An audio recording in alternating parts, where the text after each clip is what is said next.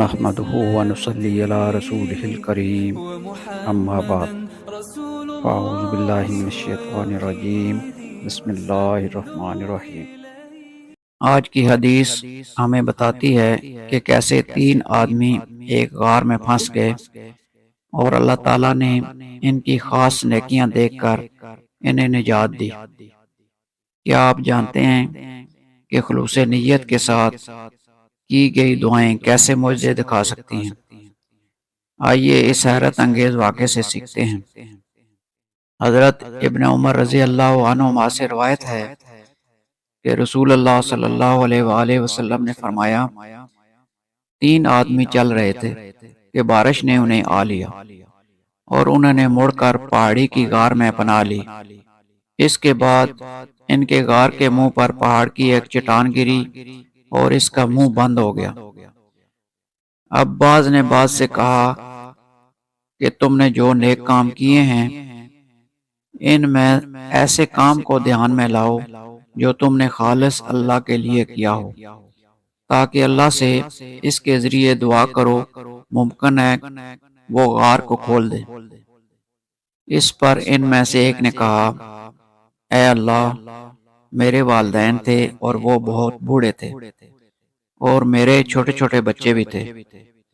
میں ان کے لیے بکریاں چراتا تھا اور واپس آ کر دودھ نکالتا تو سب سے پہلے اپنے والدین کو پلاتا تھا اور اپنے بچوں سے بھی پہلے۔ ایک دن چارے کی تلاش نے مجھے بہت دور لے جا ڈالا، چنانچہ میں رات گئے واپس آیا۔ میں نے دیکھا کہ میرے والدین سو چکے ہیں۔ میں نے معمول کے مطابق دودھ نکالا، پھر میں دھوا ہوا دودھ لے کر آیا اور ان کے سرانے کھڑا ہو گیا۔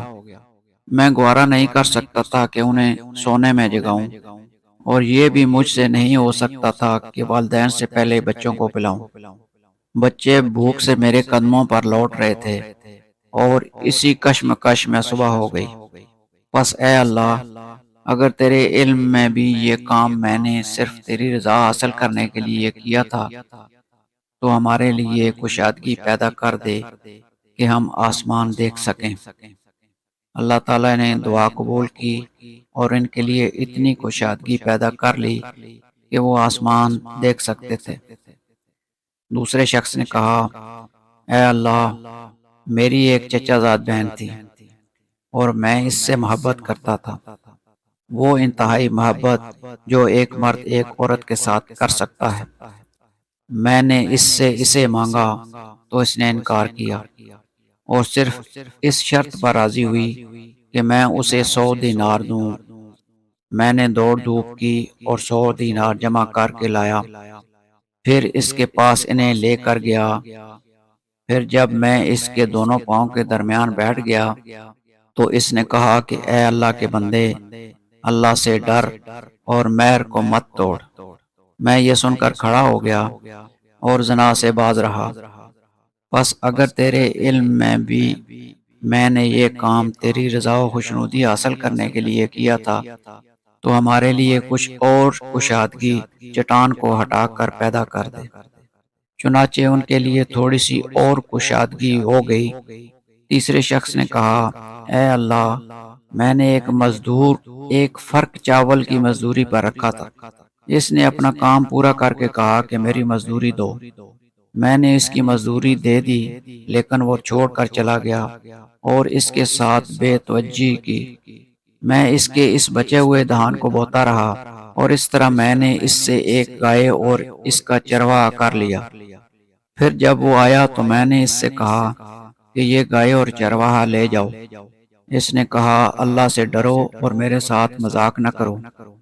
میں نے کہا، میں تمہارے ساتھ مذاق نہیں کرتا، اس گائے اور چرواہے کو لے جاؤ۔ چنانچہ وہ انہیں لے کر چلا گیا۔